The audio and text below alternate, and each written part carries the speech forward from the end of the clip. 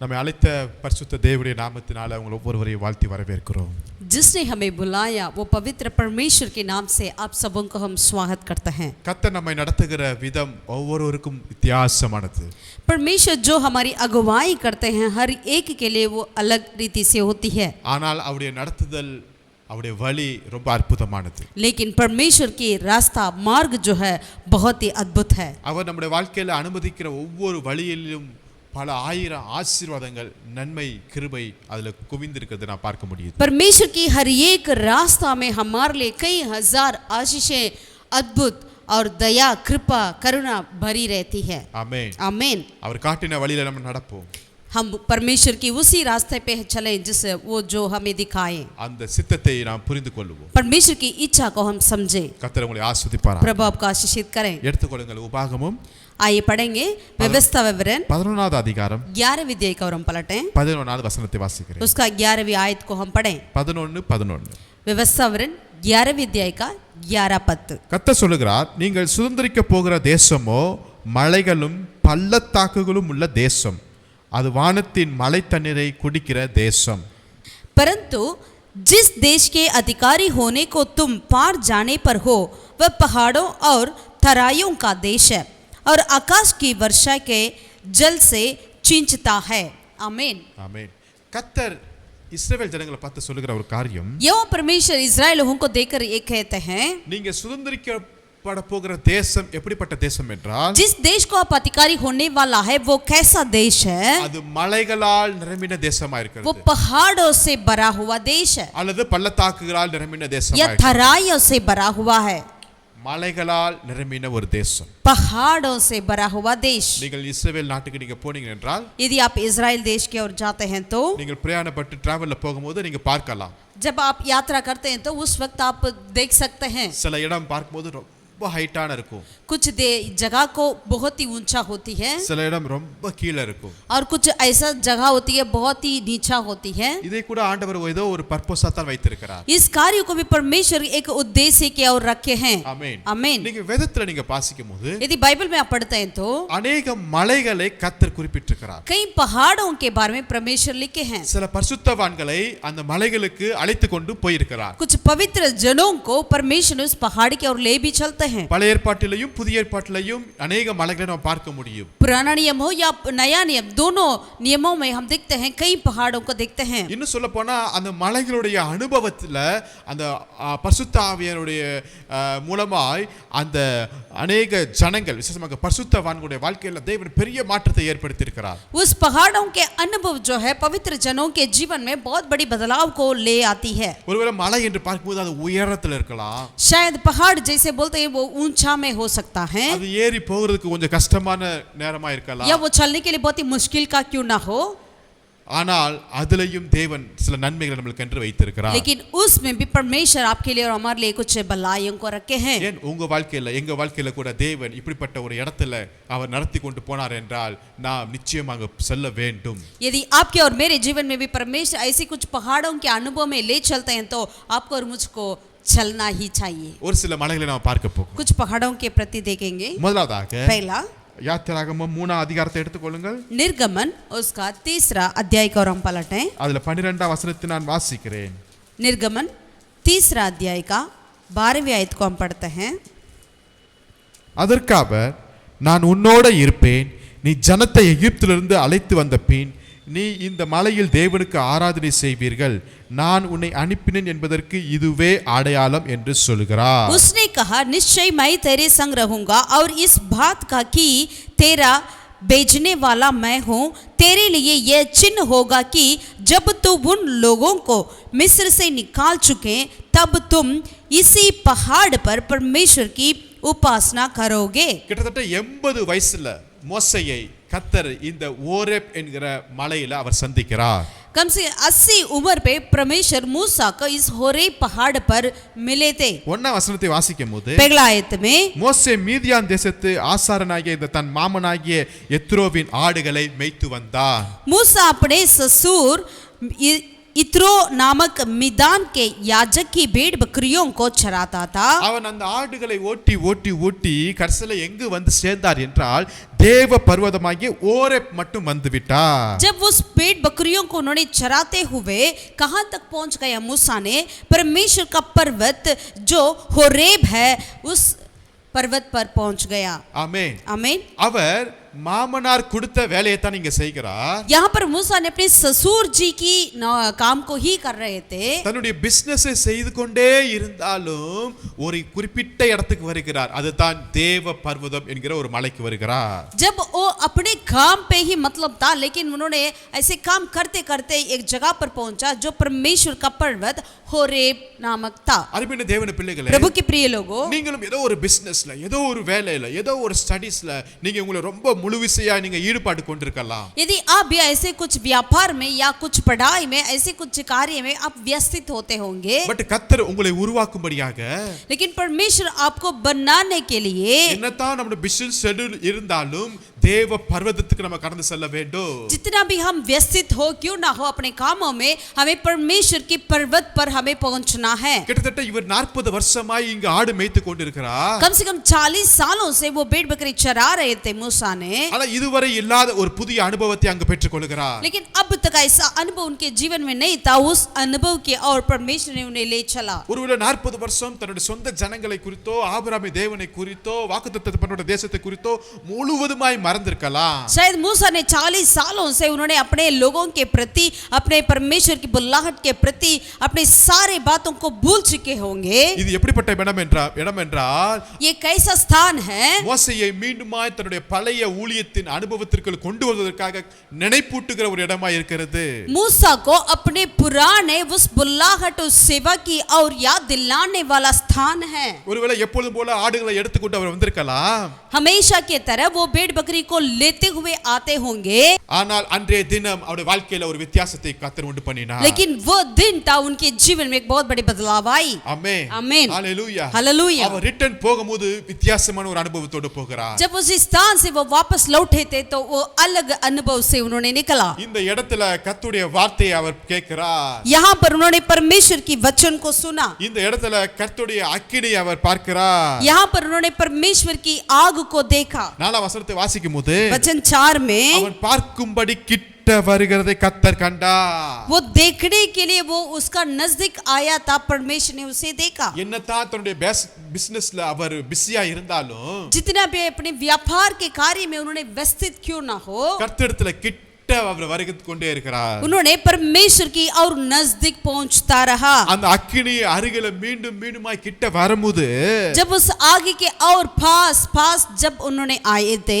தேவன் அவரோட பேச ஆரம்பிக்கிறார். परमेश्वर उनसे बात करने लगे। தேவன் தன்னுடைய இருதயத்தின் அங்கலாய்ப்பை என்ன செய்றாரு? மோசேக்கு வெளிப்படுத்துகிறார். परमेश्वर अपने दिल के कार्य को मूसा से बताने लगा। ஆபிரகாம் ஈசாக்கு யாக்கோபோடு செய்த உடன்படிக்கையை கர்த்தருக்கு நினைவு கூர்ந்து மோசேட்டு தெளிவுபடுத்துகிறார். अब्राहम, इसहाक, याकूब के साथ जो परमेश्वर ने वाचा बांधा, उस वाचा को याद कर परमेश्वर ने मूसा से बातें करी। 430 வருஷம் ஜனங்களுடைய அடிமைத்தனத்தின் அந்த அழுகுரலை கர்த்தர் கேட்டு இங்கு மோசேயை எழுப்புகிறார். 430 सालों के लोगों के उस गुलामीपन की, उस रोने के कार्य को सुनकर, परमेश्वर दोगाई को सुनकर यहाँ पर मूसा से परमेश्वर ने बात करी। தேவன் தன்னுடைய ஒரு புதிய நாமத்தை அங்க மோசேக்கு அறிவிக்கிற இடமா இருக்கிறது. प्रभु अपने परमेश्वर नया नाम को यहाँ पर मूसा को बताया है। தேவன் ஒரு புதிய தரிசனத்தை மோசேக்கு அழைப்புகிறார்.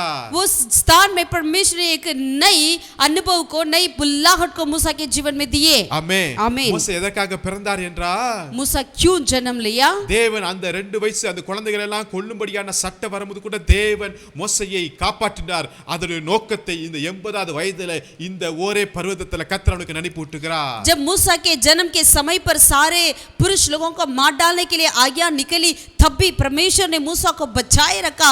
क्या के लिए?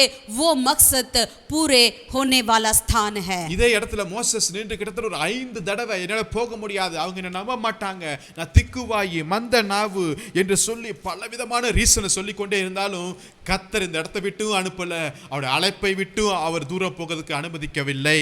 परमेश्वर यहाँ पर देखते हैं मूसा ने मना किया, कम से कम 5 बार मूसा ने बोला मैं नहीं जा सकता, किसी और को भेज देना, मैं बोल नहीं सकता, ऐसे कई कारण को बताया हुआ, लेकिन फिर भी परमेश्वर ने मूसा को बस ऐसे ही भेजने के लिए अनुमति नहीं दिया। ஹalleluya. हालेलुया।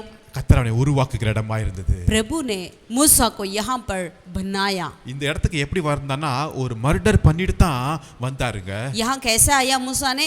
बस एक मर्डर करके ही आया है। ஆனா இந்த இடத்துல இருந்து போகும்போது ஒரு புதிய தரிசனத்தோடு ஒரு புதிய மனுஷனாய் அங்க போக முடிய கர்த்தர் மாட்டார். लेकिन यहाँ से जब उन्होंने निकला तो एक नई दर्शन के साथ उन्होंने निकाला है। ஆமென். आमीन। ஹalleluya. हालेलुया। நீங்க ஏதோ ஒரு குறிப்பிட்ட வேலையில நீங்க பிஸியா இருக்கீங்க. शायद आप कुछ ऐसे कामों में व्यस्तित क्यों ना हो, அதுதான் உங்களுக்கு ரொட்டீனா இருக்கலாம். यानी आप बार बार उसी कामों में व्यस्तित रहते हैं क्यों ना हो। மோசேயும் தன்னுடைய மாமனாருக்கு அந்த வேலையில ரொம்ப உண்மை உள்ளவராய் இருந்திருக்கலாம். मूसा भी अपने ससुर जी की कामों में बहुत ही सच्चाई योग्य रहते होंगे, பட் அந்த சூழ்நிலையில लेकिन उस परिस्थिति में கொஞ்சம் ஓரே பர்வதத்துக்கு நீங்க வாங்க. दरअसल आप होरे पर्वत के पास आइए, அக்கினியின் பக்கத்துல நீங்க வாங்க. आग के पास आइए கொஞ்சம் கிட்ட வாங்க. और दरअसल और नजदीक आइए இன்னும் நெருங்கி வாங்க. और थोड़ा सा नजदीक। தேவனுடைய இருதய துடிப்பை அவருடைய அங்காளப்பை அவருடைய தரிசனத்தை நீங்க பெற்றுக்கொள்வீர்கள். परमेश्वर के दिल की धड़प को आप सुन पाएंगे। ஹalleluya. हालेलुया। அங்க போகும்போது சாதாரண மோசேஸா போகல, ஒரு தரிசனம் பெற்ற ஒரு மிகப்பெரிய தலைவனாய் கர்த்தர் அங்க மாற்றி वहां அனுப்பினார். से जब मूसा ने निकला तो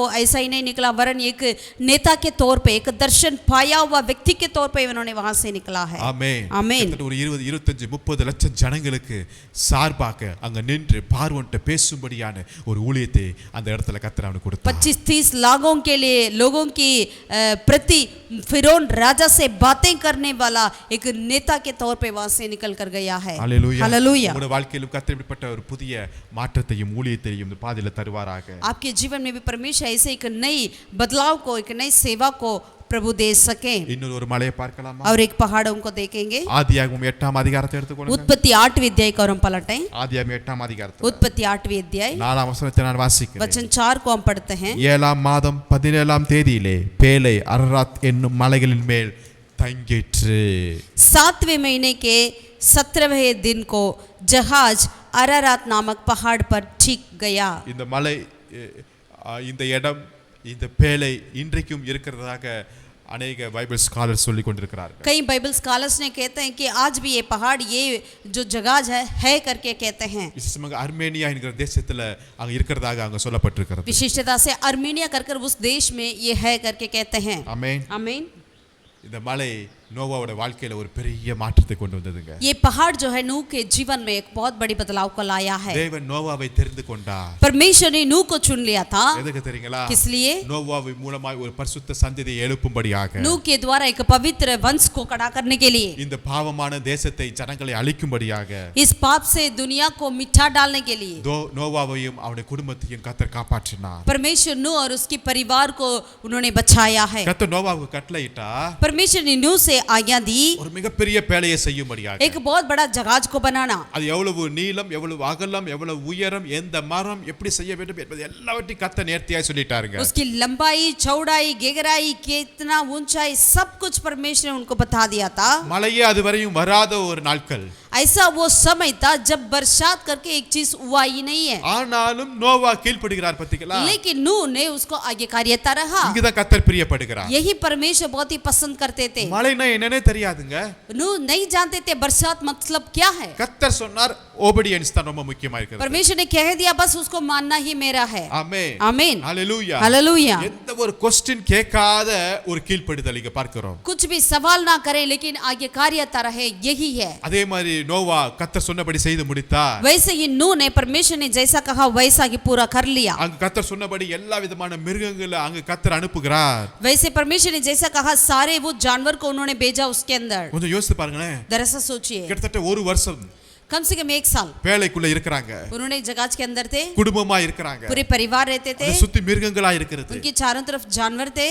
இந்த பேழை எங்க போகுதுன்னு தெரியாது. उनको वो नहीं जानते थे ये जहाज कहाँ जा रहा है, எங்க போய் நிற்க போகுது தெரியாது. कहाँ रुकेगा नहीं पता, எந்த சைடு போகிறது தெரியாது. कौन सी दिशा वो भी नहीं पता, எதுவுமே புரியாத ஒரு சூழ்நிலையில कुछ भी उनको मालूम नहीं था। ஏதோ ஒரு லாக்டவுன் போல जैसे कि एक लॉकडाउन के समान மிருகங்களோடு सारे जानवर के साथ கிட்டத்தட்ட ஒரு வருஷமாய் कम से कम 1 सालों से நோவாவும் அவருடைய குடும்பமும் செலவழிக்கிறாங்க. नूह और उनकी परिवार रहते थे। கர்த்தர் பார்த்துட்டு இருக்கிறார். प्रभु ने देखा ஆண்டவருக்காக நீங்க எதெல்லாம் நீங்க செய்றீங்களோ परमेश्वर के लिए जो कुछ आप करते हैं கர்த்தர் அதுக்கு வேண்டிய ஆசீர்வாதத்தை நம்மளுக்கு கொடுக்கிறவராய் இருக்கிறார். परमेश्वर उसका जो प्रतिफल को आपको देते हैं. ஆமென். आमीन. ஹalleluya. हालेलुया.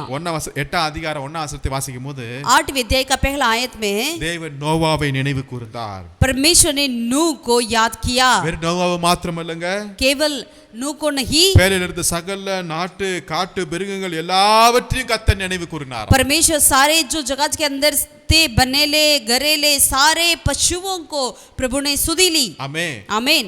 விலங்குகளையே கர்த்தர் நினைவு கூர்ந்தார் என்றா உங்களை நினைவு கூற மாட்டாராங்க. यदि जानवर को ही परमेश्वर सुधी लेते हैं तो आपको नहीं लेंगे. நீங்க அடைக்கப்பட்ட சூழ்நிலை கர்த்தருக்கு தெரியாம போயிரும். क्या आप बंधे हुए उस परिस्थिति परमेश्वर नहीं जानते हैं क्या? ஒருவேளை ஒரு விடுதலை இல்லாத ஒரு சூழ்நிலை கர்த்தருக்கு தெரியாம போயிரும். अब छुटकारा बिना रहते हैं ये परिस्थिति प्रभु नहीं जानते हैं क्या? உங்களை சுற்றியான சூழ்நிலைகள் விலங்கு போல ஒரு எதிர்பாராத இடத்துல போய் நீங்க சிக்கி கொண்டிருக்கீங்க, கர்த்தருக்கு தெரியாமலா போயிரும். जहाँ पर आप फंसे हुए हैं, जगह पर आप चाहते भी नहीं वैसा परिस्थिति में जाकर आप फंस गए हैं, प्रभु नहीं जानते हैं क्या? நிச்சயம் கர்த்தர் நினைவு கூறுவார். प्रभु जरूर आपके ऊपर सुधी लेंगे. ஒரு நாள் एक दिन கர்த்தர் உங்களை நினைவு கூர்ந்து परमेश्वर आपको याद कर ஒரு மலையில கர்த்தர் உங்களை இறக்கி விட போகிறார். एक पहाड़ पर प्रभु आपको छोड़ेंगे. ஹalleluya. हालेलुया. ஹalleluya. हालेलुया. இந்த பேல அழகா போய் ஒரு மலையில போய் தங்கிட்டான். या ये जगह जो है बिल्कुल ठीक ठाक जाकर उन्होंने एक पहाड़ के ऊपर टिक गया. இந்த பேல எங்க ஆரம்பிச்சிருக்கும்? ये जगह कहाँ शुरुआत होती होगी? நிச்சயமா ஒரு பிளைனான ஒரு கீழ இடத்துல தான் ஸ்டார்ட் ஆயிருக்கும். जरूर एक तराई से एक सीधे जमीन से ही शुरुआत हो गया होगा. ஆனா நீங்க உண்மை உள்ளவளா இருந்ததனால, आप विश्वास योग्य रहे इसीलिए, கர்த்தருடைய வார்த்தைக்கு கீழ்ப்படிந்ததனால, परमेश्वर के वचन के आज्ञाकारिता रहा इसीलिए உங்களை கொண்டு போய் கர்த்தர் எங்க சேர்க்க போகிறாரு? आपको लेकर परमेश्वर कहाँ पहुंचा देंगे? ஒரு உன்னதமான இடத்துல, एक ऊंचे स्थान ஒரு पर, உயர்ந்த ஸ்தலத்துல, एक ऊंचे स्थान पर, ஒரு ஆசீர்வாதமான இடத்துல एक आशीष से भरा हुआ स्थान पर கர்த்தர் உங்களை கொண்டு போய் சேர்க்க प्रभु போகிறார். आपको पहुंचा देंगे. ஹalleluya. हालेलुया. ஆரம்பம் எப்படி வேணாலும் இருக்கலாம், शुरुआत कैसे भी क्यों ना हो, பட் முடிவு சம்பூர்ணமாய் கர்த்தர் மாற்றி தர போகிறார். लेकिन आपका अंत बिल्कुल संपूर्णता से होगी. ஹalleluya. हालेलुया. இந்த இடத்துல நீங்க வெளியே வர போகிறீங்க. वहां से आप बाहर आएंगे, உங்களுக்கு சுதந்திரம் கிடைக்க போகுது. आपका स्वतंत्र मिलेगा. உங்களுக்கு வெளி உலகத்தை, புதிய உலகத்தை நீங்க பார்க்க போகிறீங்க. आप एक नई संसार को देख पाओगे. கர்த்தர் உங்களோட பேச போகிறார். प्रभु आपसे बातें करेंगे. கர்த்தருடைய வாக்குத்தத்தத்தை நீங்க பெற போகிறீங்க. परमेश्वर की वायदाओं को आप पाएंगे. முழு உலகத்தை ஆளுவதற்கு கர்த்தர் உங்களுக்கு கிருபையா ये पूरे संसार को राज करने के लिए प्रभु आपको अधिकार देंगे. ஹalleluya. हालेलुया. எங்க ஆரம்பிச்சோமோ அது பெரிய முக்கியம் அல்ல. कहाँ शुरुआत हुआ वो मुख्य नहीं है, பட் முடிவு தான் ரொம்ப முக்கியமா இருக்கு. हमारे लिए अंत बहुत मुख्य है. ஹalleluya. हालेलुया. ஹalleluya. हालेलुया. நேர்த்தியான ஒரு இடத்துல கர்த்தர் உங்களை கொண்டு போய் சேர்க்க போகிறார். हमें उचित जगह पर प्रभु हमें पहुंचाएंगे. ஆசீர்வாதமான ஒரு இடத்துல கர்த்தர் உங்களை சேர்க்க आशीष से போகிறார். भरा हुआ स्थान पर प्रभु पहुंचा देंगे. நீங்கள் நினையாத ஒரு மேலான இடத்துல கர்த்தர் உங்களை கொண்டு சேர்க்க போகிறார். जो आप सोच भी नहीं कर सकते हैं वैसे एक उत्तम स्थान पर प्रभु आपको पहुंचा देंगे. யோசேப்பு குழியில தான் இருந்தான். जरूर यूसुफ गड्ढे में ही गिरा हुआ था, ஆனா ஒரே நாள் இரவுல लेकिन एक दिन रात में குழியில இருந்து கர்த்தர் நேரா சிங்காசனத்துக்கு உயர்த்தி उस வைத்தார். गड्ढे में से प्रभु ने सिंहासन पर उनको ऊंचा कर लिया. ஆரம்பம் எங்க இருந்தோமோ அது முக்கியம் அல்ல. शुरुआत कहाँ था वो मुख्य नहीं है, ஆனா முடிவை கர்த்தர் அற்புதமான இடத்துல கொண்டு சேர்க்க போகிறார். आपकी अंत को परमेश्वर अद्भुत रीति से अद्भुत जगह पर पहुंचा देंगे. ஹalleluya. हालेलुया. மூன்றாவதாக ஒரு மலையை பார்க்கலாமா? तीसरा एक पहाड़ को देखेंगे क्या? யாத்திராகமம் 19 அதிகாரத்தை எடுத்துக்கொள்ளுங்கள். निर्गमन 19वीं अध्याय का और हम पलटें. யாத்திராகமம் 19 அதிகாரத்துல निर्गमन 19वीं अध्याय में அதுல 18ஆம் வசனத்தை நான் வாசிக்கிறேன். 18वीं आयत को हम पढ़ते हैं. கர்த்தர் சீனாய் மலையின் மேல் அக்கினியில் இறங்கினபடியால் और यहोवा जो आग में होकर सीनाऊ पर्वत पर उतर आता. ஹalleluya. हालेलुया. எங்க கர்த்தர் இறங்குகிறார்? कहाँ पर उतरा था परमेश्वर ने? கர்த்தர் சீனாய் மலையின் மேல் அக்கினியில் இறங்கினார். सीना पर्वत पर परमेश्वर ने आग से होकर निकला. ஹalleluya. हालेलुया. எதுக்கு தெரியுங்களா? क्या के लिए? கர்த்தருக்கு மோசேயோட கூட ஐக்கியத்தில் ஈடுபட போகிறார். परमेश्वर अभी मूसा से मिलने वाले थे, அவர் முகமுகமாய் अपने रूबरू. மோசே தன்னை தனிமையில கர்த்தரோடு கூட இணைகிற ஒரு இடம், ஒரு நேரமாய் இருக்கிறது. यानी मूसा परमेश्वर के साथ अकेला में, यानी परमेश्वर से मिलने का, रूबरू मिलने का एक वक्त था. மற்ற ஜனங்களா எங்க பண்ணிக்கிறாங்க? बाकी लोग कहाँ थे? ரொம்ப தூரத்துல இருக்கிறாங்க. बहुत ही दूर पे थे. ஆனா மோசே எங்க நிக்கிறாரு? लेकिन मूसा कहाँ था? அந்த அக்கினியின் கர்த்தர் பக்கத்துல அவர் நிக்கிறாரா? उस आग के बीच में परमेश्वर के पास खड़ा था. ஹalleluya. हालेलुया. உலகத்துல பல ஜனங்கள் எங்கெங்கயோ இருக்காங்க. इस संसार में लोग कहीं कहीं वो रह सकते हैं. ஆனா உங்களையும் என்னையும் ஆண்டவர் அந்த மகா பரிசுத்த ஸ்தலத்துக்குள்ள, தேவ பிரசன்னத்துக்குள்ள, தேவனுடைய சன்னிதானத்துக்குள்ள அவர் வைத்து, அவருடைய இரக்கத்தினால், அவருடைய கிருபையினால, அவருடைய சிறகுனால கர்த்தரை மூடி மறைத்து, தன்னுடைய கட்டளைகளையும் தன்னுடைய நியாயங்களையும் தன்னுடைய வார்த்தைகளையும் உங்களிடத்துல கொடுக்கும்படியாய் அவர் விருப்பப்படுகிறாருங்க.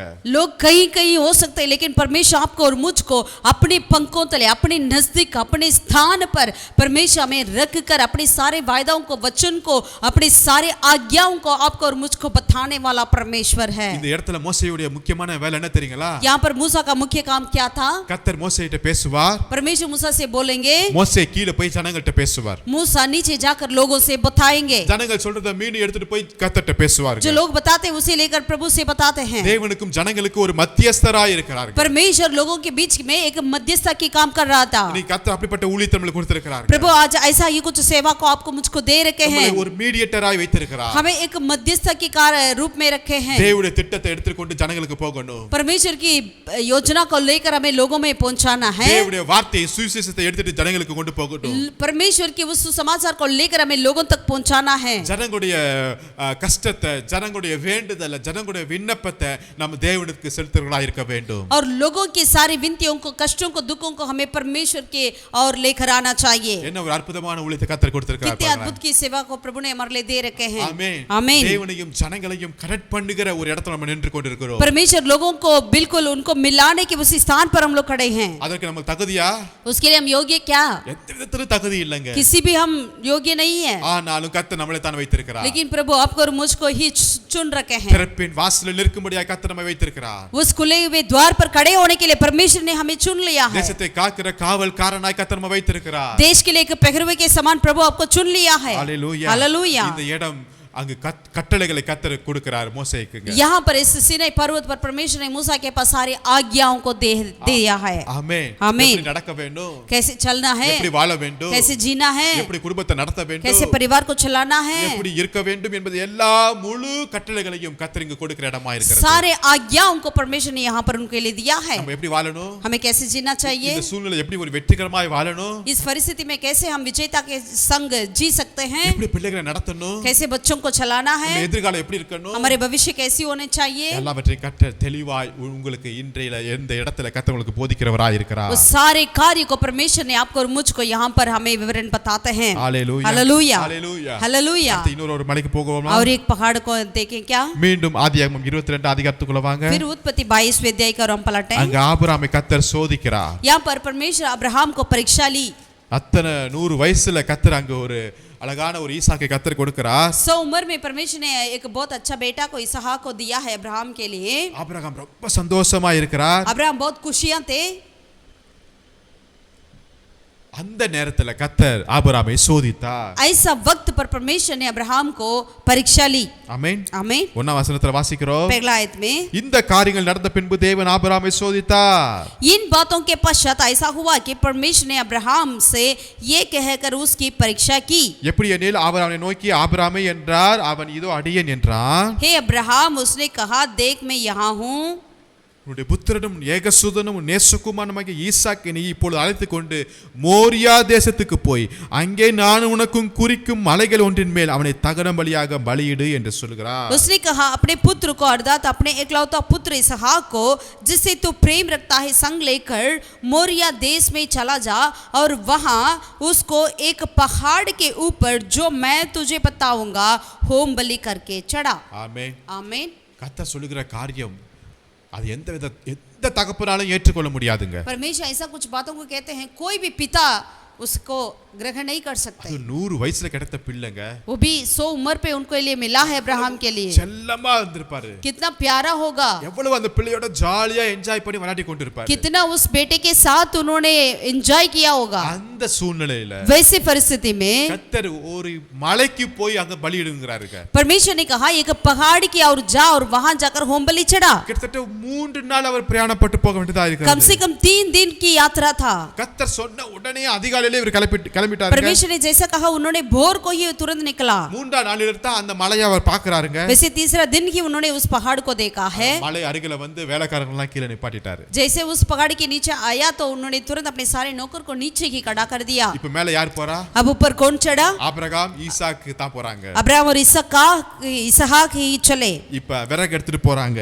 अब जो अपने साथ वो सारे लकड़ी को लेकर जा रहे थे, நெருப்பு இருக்கு, கத்தி இருக்கு, எல்லாமே இருக்குது. आग था और चाकू था।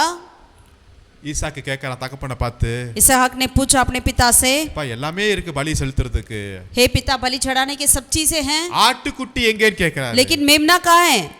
ஆபிரகாம் சொல்றாரு, अब्राहम ने कहा கர்த்தர் பார்த்துக்கொள்வார். प्रभु संभालेंगे। हालेलुया। हालेलुया। கர்த்தர் பார்த்துக்கொள்வார். प्रभु संभालेंगे। அந்த மோரியா தேசத்துல அந்த மலையில எந்த விதமான ஆடு வருவதற்கு சான்ஸே இல்லைன்னு சொல்றாங்க. कहते हैं कि उस मोरिया पहाड़ पर विशेषता से उसी स्थान पर कोई भी मेमना आने की कोई ऐसा रास्ता नहीं है। ஏதாவது ஒரு இடம் இருக்கும், அந்த இடத்துல உங்களுக்குன்னு ஒரு நல்ல காரியம் பிறப்பிக்கிறதுக்கு வழியே இல்லாம இருக்கலாங்க. ऐसा आपके साथ भी ऐसा हो सकता है, एक जगह हो सकता है वहां पर आपके लिए ऐसा अनुभव होगा, यहाँ कुछ भलाई मिलने के लिए कोई संभव नहीं है। இவங்க பலி செலுத்துறதுக்கு தான் வந்தாங்க. इन्होंने बलि चढ़ाने के लिए आए थे। அதுக்கு முக்கியமான ஒரு தேவை ஆட்டுக்குட்டி, அதுவே மிஸ் ஆயிருச்சுங்க.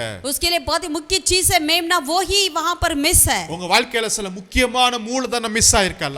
आपके जीवन में भी मुख्य चीज जो है या इन्वेस्टमेंट जो है वो मिस होता होगा, முக்கியமான ஒரு சர்டிபிகேட் நீங்க ஏதோ தொலைச்சிருக்கலாம், या मुख्य सर्टिफिकेट को आपने खो दिया होगा, முக்கியமான ஒரு காரியத்தை உங்க வாழ்க்கையில நீங்க இழந்து நீங்க தவித்து போய் கொண்டிருக்கலாம். मुख्य कार्य को अपने खोकर अपने अपने तड़पते क्यों ना हो, ஆனாலும் விசுவாசத்தோட முன்னேறி செல்லுங்கள். लेकिन विश्वास से आगे बढ़ते चलें। கர்த்தர் பார்த்துக்கொள்வார். यहोवा संभालेंगे। ஆபிரகாமுக்குள்ள இருந்த விசுவாசத்தை பாருங்க. अब्राहम के अंदर विश्वास की देखिए, எனக்கு 100 வயசு, मेरे लिए 100 उम्र था, எனக்கே கர்த்தர் பிள்ளையை கொடுத்தார் என்றார். मेरे लिए ही प्रभु ने मेरे लिए संतान को दिए हैं, तो அதே தேவன் वही परमेश्वर இதே இடத்துல इसी स्थान पर நான் பலி செலுத்துவதற்கு ஆட்டுக்குட்டியையும் அவர் ஆயத்த பண்ணுகிறவராய் இருக்கிறார். जहां मैं बलि चढ़ाने आया हूं, यहाँ पर एक मेमने के लिए भी वो तैयार करने के लिए एक सामर्थ्य है। என்ன ஒரு விசுவாசம் பாருங்க. कैसा एक विश्वास था। தேவனால கூடாத காரியம் ஒன்றுமில்லை. परमेश्वर के लिए कोई भी असंभव नहीं है। தேவன் நினைத்தார் இந்த கல்லுகளை கூட ஒரு ஆட்டுக்குட்டியா, ஏன் என்னோட பிள்ளைகளாய் கூட கர்த்தர் மாற்றி தருவாருங்க. एक पत्थर को भी परमेश्वर चाहे तो उसको मेमने के रूप में, बच्चे के रूप में बदल सकते हैं। அதே தேவன் वही உங்க परमेश्वर வாழ்க்கையில आपके जीवन में இல்லாத இடத்துல, जहाँ नहीं है, முடியாத இடத்துல, जहाँ नहीं हो सकता है, சூழ்நிலை கெட்டு போன இடத்துல, जहाँ परिस्थिति नहीं है, உதவி செய்வதற்கு ஆட்கள் இல்லாத இடத்துல जहाँ कोई मददगार नहीं है, கர்த்தர் உங்களுக்காக அற்புதத்தை செய்வார். वहाँ पर प्रभु आपके लिए एक अद्भुत को करेंगे। விசுவாசத்தோட मुன்னேறுங்க. अब विश्वास के साथ आगे बढ़े। தேவ ஆட்டுக்குட்டியானவர் உங்களுக்காக காத்துட்டு இருக்கிறார். परमेश्वर का मेमना आपके लिए इंतजार में है। ஆமென். आमीन। தேவ ஆட்டுக்குட்டியானவர் உங்களுக்காக காத்து கொண்டிருக்கிறார். परमेश्वर की मेमना आपके लिए इंतजार में है। Hallelujah hallelujah hallelujah hallelujah. அதே தேவன் நம்மளுக்கும் அவர் ஜீவன் உள்ளவராய் இருக்கிறார். वही परमेश्वर हमारे लिए जीवित होकर हमारे लिए सारे कार्य को पूरा करेंगे। ஆமென். आमीन। பழைய ஏற்பாட்டுல இன்னும் நிறைய மலைகள் இருக்குதுங்க. अगर पुराना नियम में और कई ज्यादा पहाड़ों को देख सकते हैं। நம்ம புதிய ஏற்பாட்டுக்குள்ள வருவோம். अब हम नया नियम में देखेंगे। மார்க் எழுதின சுவிசேஷம் मरकुस रचित सुसमाचार 9வது அதிகாரத்தை எடுத்துக்கொள்ளுங்க. 9 अध्याय का और हम पलटें, அதுல 2வது வசனத்தை நான் வாசிக்கிறேன். उसका दूसरा आयत को हम पढ़ते हैं। மார்க் 9:2ல मरकुस 9 अध्याय का दूसरा आयत। 6 நாளுக்கு பின்பு இயேசு பேதுருவையும் யாக்கோபையும் யோவானையும் அழைத்து உயர்ந்த மலையின் மேல் அவர்களை தனியே கூட்டிக் கொண்டு போய் அவர்களுக்கு முன்பாக மறுரூபமானார். 6 दिन के बाद यीशु ने पतरस और याकूब और यूहन्ना को साथ लिया और एकांत में किसी ऊंचे पहाड़ पर ले गया। वहां उनके सामने उसका रूप बदल गया। ஆமென். आमीन। உயர்ந்த மலை, एक ऊंचा स्थान, மறுரூப மலை. एक रूपांतर की पहाड़। இயேசு யாரை கூட்டிட்டு போனார்? यीशु मसीह ने किसको ले चला? 12 சீசர்கள் இருந்தாலும், 12 चेले थे तो भी, அவரை பின்பற்றி வந்த ஆயிரக்கணக்கான ஜனங்கள் இருந்தாலும், उनको फॉलो करने वाले कई हजार क्यों ना हो तो भी, அவருடைய குடும்பங்கள் இருந்தாலும், उनकी परिवार थे तो भी, ஒரு 3 பேரை கூட்டி போகும். केवल 3 लोगों को अपने साथ ले चला। பேதுரு, யாக்கோபு, யோவான். पतरस, याकूब और यूहन्ना। ஆமென். आमीन। எதற்காக கூட்டி கொண்டு போனார்? किस लिए? அவரோடு கூட தனியாய் நேரத்தை செலவு பண்ண, उनके साथ अकेला में व्यतीत करने के लिए, அவரோடு கூட ஜெபிக்கும்படியா. उनके साथ प्रार्थना करने के लिए। என்ன ஒரு பாக்கியம் பாருங்க. कितने सौभाग्य है। இயேசுவுக்கு எத்தனையோ ஆட்கள் இருந்தாலும் यीशु मसीह के लिए कितने लोग थे, கர்த்தர் இவங்களை தெரிந்து கொண்டார். लेकिन इनको परमेश्वर ने चुन लिया। இன்றைக்கு நம்மளை காட்டிலும் எத்தனையோ நேர்மையானவர்கள், உண்மையானவர்கள், படித்தவர்கள், அழகுள்ளவர்கள், பணக்காரர்கள் எத்தனையோ பேர் இந்த உலகத்தில் இருக்கிறாங்க.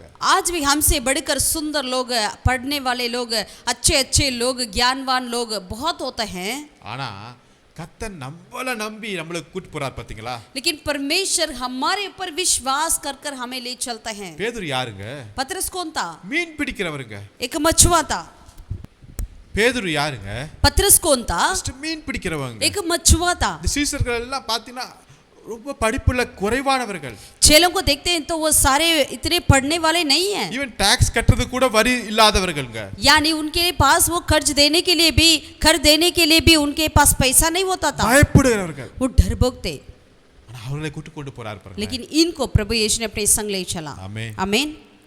ஆனா கூட்டிட்டு போயிட்டு ले जाकर, அங்க போய் தூங்கிட்டாங்க இந்த 3 பேர். लेकिन वहां जाकर इन तीनों ने क्या कर लिया? सो गया। அதுதான் வேதனையான ஒரு விஷயம். यही बहुत ही वेदना की कार्य है। அங்க சூழ்நிலையவே கர்த்தர் மாற்றிட்டாருங்க. वहां की परिस्थिति को ही प्रभु ने बदल डाला है। அங்க பரலோக காட்சி, மகிமையின் காட்சியை, மறுரூப காட்சியை பார்க்க வேண்டியவர்கள் वहां पर परमेश्वर के स्वर्गीय दर्शन को, एक महिमा से भरा हुआ दर्शन को देखने वाले ये तीनों ने, மோசே எலியாவையும் பார்க்க வேண்டியவர்கள் मूसा और एलिया को देखने वाले ये लोग தூங்கிட்டார்கள். अब सो गए। கீழே தான் தூங்குனாங்கன்னு பார்த்தா மேலேயும் போய் தூங்குறாங்க. यदि नीचे ही सो गए करके देखते हैं, लेकिन ऊपर भी ये लोग सो गए। இதுக்காக கர்த்தர் நம்மளை அழைத்து கொண்டு வந்தா? क्या इसीलिए प्रभु हमें बुलाए? அசதியா இருக்காதீர்கள், आप आलसी ना रहें, சோம்பேறியா இருக்க வேண்டாம், आलसी ना रहें, தூக்கத்துக்கு இம்பார்ட்டன்ஸ் கொடுக்க வேண்டாம், आप नींद के लिए ज्यादा मुख्य ना दें, இந்த உலகத்துக்கு இம்பார்ட்டன்ஸ் கொடுக்காத. संसार के लिए मुख्य ना दें। கர்த்தர் என்னை எதற்காக அழைத்தாரோ परमेश्वर ने जिसके लिए मुझे बुलाया, அதற்காக நாம் நம்மை ஒப்பு கொடுப்போம். उसके लिए हम अपने आप को अर्पित करें, நம்முடைய சரீரத்தை ஒப்பு கொடுப்போம். हमारे शरीरों को अर्पित करें। இவங்க 3 பேர் தூங்குனதுனால ये तीनों ने सो गए, इसीलिए அற்புதமான காட்சியை அவர்கள் பார்க்க மிஸ் பண்ணிட்டாங்க. अद्भुत की उस दर्शन को उन्होंने मिस कर लिया है। அதுக்கு பிறகு அவங்க எழுந்திருக்கிறாங்க. उसके बाद उन्होंने उठे थे, மோசே எலியாவும் போயிட்டாங்க. मूसा और एलिया ने चले गए। அதுக்கு பிறகு எழுந்து என்ன பிரயோஜனம்? उसके बाद उठकर क्या फायदा है? அதுக்கு பிறகு எழுந்து மோசே தூக்க கலக்கத்தோட சில காரியங்களை பேசுறாரு. उसके बाद उठकर पतरस ने नींद में कुछ बातों को कहा, ஆண்டவரே இங்கே இருக்கலாம்ட்டார். हे प्रभु हम यही रहे, இங்கே கூடாரம் போட்டு இருக்கலாம்னு பேதுரு சொல்றாரு. यही मैं तंबू बनाऊं क्या करके पतरस ने पूछा। இது அவருடைய சித்தமே இல்ல. ये प्रभु का इच्छा नहीं है। இது பேதுருடைய ஆசை தான் இங்க வருகிறது. यहाँ पर पतरस की इच्छा ही आया है। कारण ஜெபிக்க வேண்டிய இடத்துல, जहाँ प्रार्थना करना है, கர்த்தரோட நேரத்தை செலவு பண்ண வேண்டிய இடத்துல, जहाँ प्रभु के साथ समय बिताना है, தூங்குனதுனால वहाँ पर सो गया। அவருடைய ஆசை தான் வெளிவருகிறது. इसलिए उनका पतरस की इच्छा ही यहाँ पर बाहर आया। தேவனுடைய திட்டத்தை புரிந்து கொள்ள முடியல. परमेश्वर की इच्छा को इन्होंने पहचान नहीं पाया। மறுரூப மலைக்கு அனுபவத்துக்குள்ள போகலாம். एक रूपांतर की पहाड़ की अनुभव को जाना चाहिए। கடைசியாக और अंतिम में மார்க் எழுதின மத்தேயு எழுதின சுவிசேஷம் मत्ती रचित सुसमाचार 27 அதிகாரத்தை எடுத்துக்கொள்ளுங்க. 27वीं अध्याय को हम அதுல पढ़ेंगे। 33வது வசனத்தை பார்க்கும்போது 33वीं आयत को हम पढ़ेंगे। நம்ம எல்லாருக்கும் தெரிந்த ஒரு மலை தான் हम सब जानते हैं கோல்கதா என்கிற ஒரு மலை. गोलकाता। ஆமென். आमीन। 27:33 நான் வாசிக்கிறேன். 27 का 33 को हम पढ़ते हैं। கபாஸ்தலம் என்ற அர்த்தம் கொள்ளும் கொல்கதா என்னும் இடத்துக்கு அவர்கள் வந்தபோது, उसी स्थान पर जो कुलकुता अर्थात खोपड़ी का स्थान कहलाता है पहुंचकर, அந்த இடத்துல அவரை குடிக்கிறதுக்கு காடியை கொடுக்கறாங்க. वहां पर यीशु मसीह के लिए पीने के लिए वो काड़ी को दिया गया था, அவர் அதை குடிக்கவில்லை. लेकिन यीशु ने उसे मना कर लिया। அது ஒரு பெயின் கில்லர் குடிக்கறாங்க. यानी एक पेन किलर के समान की कुछ पित्त को उन्होंने पिलाया, लेकिन यीशु मसीह ने मना कर दिया। அந்த வலி அந்த வேதனையை தாங்கிக்கலான்னு கூட அவங்க கொடுக்கறாங்க, ஆனா அதையும் வேணாண்டாருங்க. उस वेदना को सह सके करके उन्होंने उसे पिलाने के लिए कोशिश किया, लेकिन यीशु मसीह उसे भी मना कर दिया। எதுக்கு தெரியுங்களா? क्या के लिए? நம்மை நினைவு கூர்ந்ததனால. हमें उन्होंने स्मरण रखा था, பாவம் இல்லாதவர், जिसके अंदर कोई पाप नहीं था, ஆனா நமக்காக அவர் பாவமானார். लेकिन हमारे लिए उन्होंने पाप बना, நமக்காக சாபமானார். हमारे लिए श्राप बना, நமக்காக தரித்திரனானார். हमारे लिए वो दरिद्र बना, நமக்காக ஏழை மானார். हमारे लिए वो दरिद्र स्थान पर पहुंचा, நமக்காக சிலுவையை சகித்தார். हमारे लिए क्रूस उठाया, நமக்காக இந்த மலை மேலே அவர் கடந்து சென்றார். हमारे लिए इस पहाड़ के ऊपर उन्होंने चला, நமக்காக அவர் சிலுவையில தன்னைத்தான் ஜீவனை கொடுத்தார். हमारे लिए उस क्रूस पर अपने जीवन को दिया है। என்ன ஒரு அர்ப்பணிப்பு! कितना एक अर्पणता की कार्य है। பிதாவின் சித்தத்தை அவர் செய்து முடித்தார். पिता परमेश्वर की इच्छा को उन्होंने पूरा किया है। ஆனால் தான் எல்லாம் முடிந்தது என்று வெற்றிகரமாக அறிவித்தார். इसलिए यीशु मसीह ने कहा सब कुछ पूरा हुआ करके उन्होंने विजयता की शब्दों से कहा है। ஆமென். आमीन। இந்த மலையோட அனுபவம் என்ன தெரியுங்களா? इस पहाड़ का अनुभव क्या है? தன்னுடைய ஆவியை பிதாவுடைய கரத்துக்கு ஒப்பு கொடுத்தார். अपनी आत्मा को पिता परमेश्वर के हाथों में समर्पण किया। நம்முடைய வாழ்க்கையின் ஸ்டார்டிங் ஆரம்பம் முக்கியமல்ல, हमारा जीवन का शुरुआत कैसे भी क्यों ना हो, பட் முடிவு लेकिन अंत பிதாவுடைய கரத்துல நாம போய் சேர வேண்டும். पिता परमेश्वर के हाथों में हमें जाना चाहिए। சரீரம் மண்ணோட போகுது, ये देह मिट्टी में मिल जाती है, ஆனா ஆவி தேவன் தந்த இடத்துக்கு போகிறது. लेकिन हमारा आत्मा जो है परमेश्वर के पास जाना चाहिए। ஆமென். आमीन। அது போகுமா? क्या वो जा सकती है?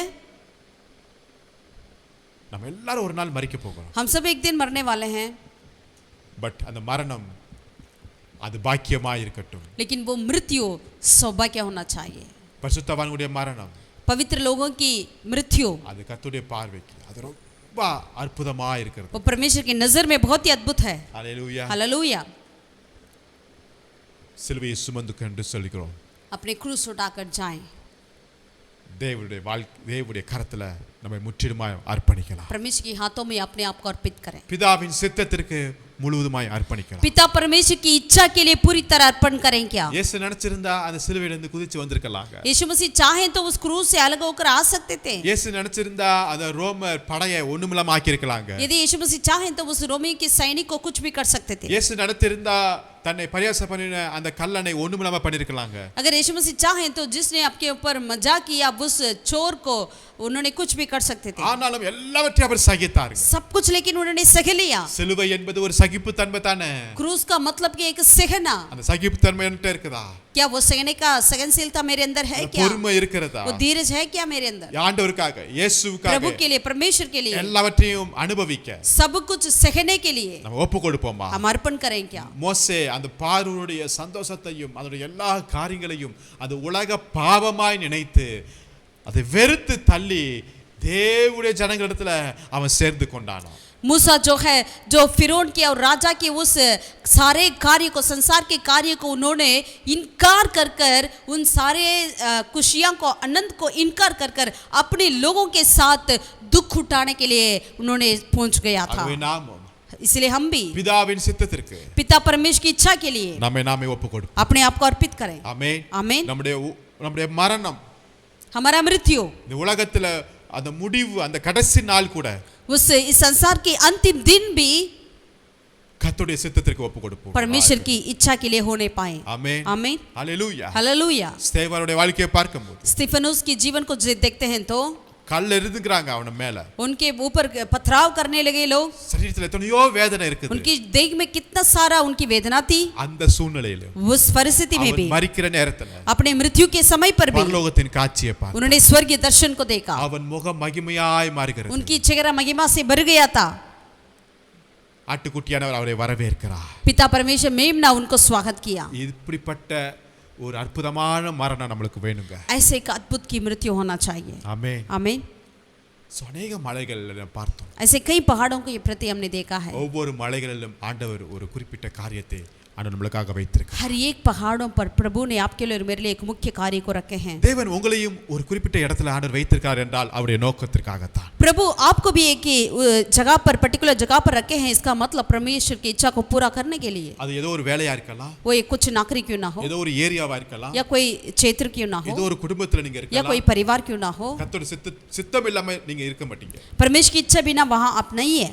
அந்த இடம் எதற்காக கர்த்தர் உங்களுக்கு கொடுத்தார்? वो स्थान किस लिए प्रभु ने आपके लिए दिया है। அதை புரிந்து கொண்டு நம்ம வாழ்க்கையை அதுல ஈடுபடும்போது அது ஒரு பெரிய ஆசீர்வாதத்தை நமக்கு கர்த்தர் उसे समझकर वहां पर हम यदि रहें तो जरूर हम उसकी आशीष को पाएंगे। ஜெபம் பண்ணுவோமா? आइए प्रार्थना करें। நல்ல பிதாவே நன்றியோடு உம்மை ஸ்தோத்திரிக்கிறோம். भला परमेश्वर हम तेरा धन्यवाद से स्तुति करते हैं। எங்க வாழ்க்கையில நீங்க அனுமதிக்கிற ஒவ்வொரு இடத்திற்காக நன்றி செலுத்துகிறோம். आप हमारे जीवन में अनुमति करते हैं और एक क्षेत्रों के लिए धन्यवाद करते हैं। அது வனாந்தரமா இருக்கலாம். यदि वो वनांतर क्यों ना हो, அது பள்ளத்தாக்கா या இருக்கலாம். तराई क्यों ना हो, அது மலையா இருக்கலாம். यदि वो पहाड़ क्यों ना हो, எப்படி இருந்தாலும் कैसे भी क्यों ना हो, கர்த்தர் நீர் எங்களோட கூட இருக்கிறதுக்காக ஸ்தோத்திரம். परमेश्वर आप हमारे संग रहते हैं, धन्यवाद करते हैं राजा। ஒவ்வொரு இடத்திலையும் நீர் எங்களுக்கு என்று வைத்திருக்கிற உம்முடைய ஆசீர்வாதத்திற்காக ஸ்தோத்திரம். हर एक स्थान पर आपने हमारे लिए रखा हुआ आशीषों के लिए धन्यवाद करते हैं खुदा। ஒவ்வொரு இடத்திலையும் நீர் எங்களுக்கு கொடுக்கிற புதிய புதிய அனுபவத்திற்காக ஸ்தோத்திரம். हर एक स्थानों में आपने हमारे लिए दे रहे हैं खुदा, नई नई अनुभव के लिए धन्यवाद करते हैं। அந்த இடத்தை குறித்து நாங்கள் முறுமுறுக்க கூடாது. उस स्थान के प्रति हम कभी भी कुड़कुड़ाए ना रहें, அந்த இடத்தை குறித்து நாங்கள் குறை சொல்லாதபடி कभी भी उस कमियों को बता के ना रहें। தேவன் எங்கள் வாழ்க்கையில் வைத்திருக்கிற அநேக ஆசீர்வாதங்களை அந்த இடத்துல நாங்கள் பெற்றுக்கொள்ள மற்றவர்களுக்கு ஆசீர்வாதமாக இருக்க எங்களுக்கு கிருபை செய்வீராக. उसी स्थान पर परमेश्वर हमारे लिए रखे उस आशीष को पाकर औरों के लिए आशीष का कारण बनने के लिए हमें मदद कर राजा। எங்கள் ஒவ்வொருவரையும் பரிசுத்த கரத்தில் ஒப்புக்கொடு. हम सभी को तेरे पवित्र हाथों में समर्पित करते हैं, ஆசீர்வதி. आशीषित மீட்பர் कर। இயேசு நாமத்தில் ஜெபிக்கிறோம் நல்ல பிதாவே. उद्धारकर्ता यीशु के नाम से हम प्रार्थना करते हैं, जीवित परमेश्वर। ஆமென். आमीन। ஆமென். आमीन। கர்த்தர் உங்களை ஆசீர்வதிப்பாராக. एगो परमेश्वर आप सबों को आशीषित करें। आमीन। Praise the Lord. God God bless you all.